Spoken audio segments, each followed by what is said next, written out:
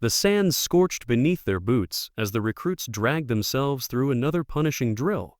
Sweat stung their eyes, dust choked their lungs, and yet the instructors showed no mercy. A voice rang out over the field, sharp and dismissive, cutting through the heat like a blade. "She's slowing us down again. Look at her, worthless in the field."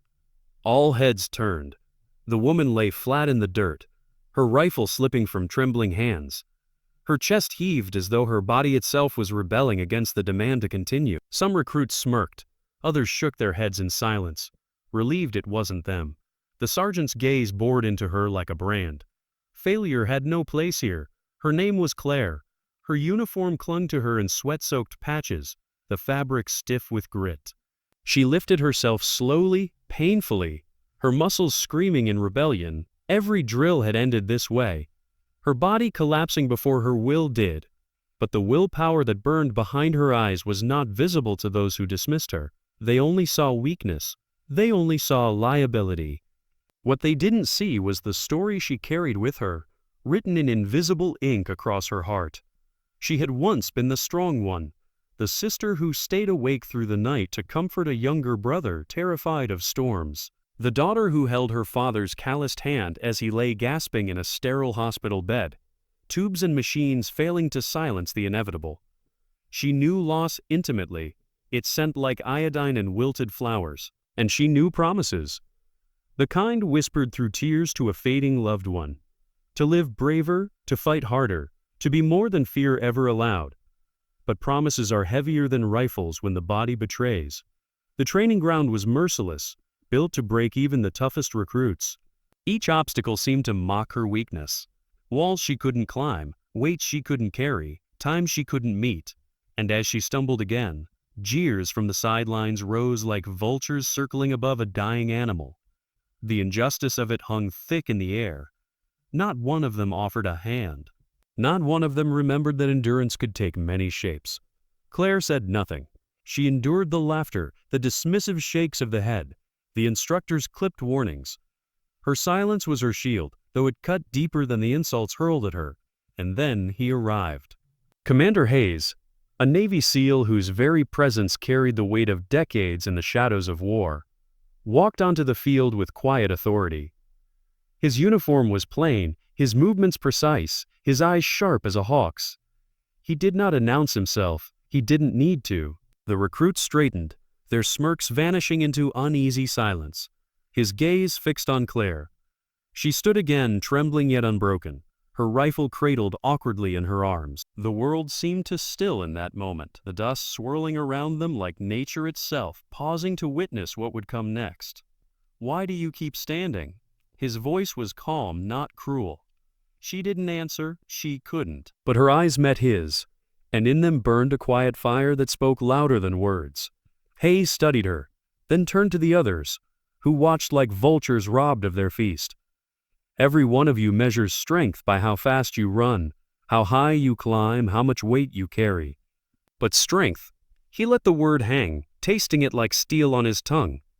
"Strength is refusing to stay down when the world demands you do." Some shifted uneasily. Others dropped their gaze ashamed. Claire held still, her breath shallow, unsure whether he was defending her or damning her.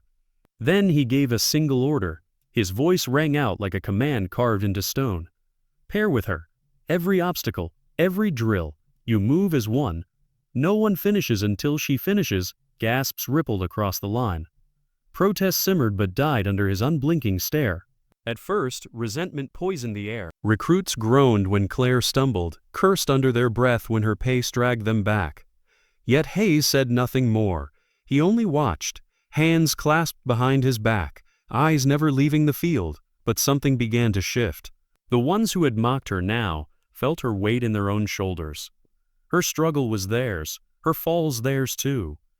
And with every obstacle, with every reluctant hand extended to help her over a wall or steady her under a log, the cruelty softened.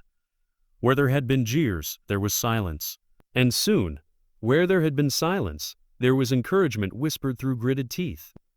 Claire, for the first time, did not feel alone. She felt her promise alive in every trembling step forward. Her body remained fragile, her breath ragged, But the weight of scorn was no longer hers to bear alone. Hayes knew, he had seen it before, men who broke under the illusion that strength was isolation, that glory was personal. True warriors knew better. True warriors carried others, even when it slowed them, because the battlefield was not about the fastest or the strongest. It was about the ones who refused to leave another behind. The drills ended not in mockery, but in exhausted silence. Every recruit, drenched in sweat and dust, collapsed together. And Claire, though shaking in near collapse, was still there, still standing, still breathing. Hayes stepped forward, his voice carrying not to Claire but to all who had borne witness. "You want a lesson in strength? Remember this. The measure of a soldier is not how they rise alone, but how they rise together." His words hung in the heat, unshakable, undeniable. From that day forward, no one mocked Claire again. They saw not the weakness of her body but the ferocity of her spirit. She had become something greater than herself. A reminder that silent endurance, backed by honor, could humble even the proudest. And though Claire herself never spoke of it, the recruits would repeat his words for years to come. Words etched into their bones like scars of honor. Because in the end, it had not been her failure that defined her. It had been her refusal to quit. And the single order that forced others to see her not as a burden but as a mirror of themselves. And somewhere deep within, beneath the ache of her muscles and the sting of sweat in her eyes, Claire knew the promise she had whispered long ago had not been broken. She had become more. She had become stronger than failure itself, and in silence, she had won.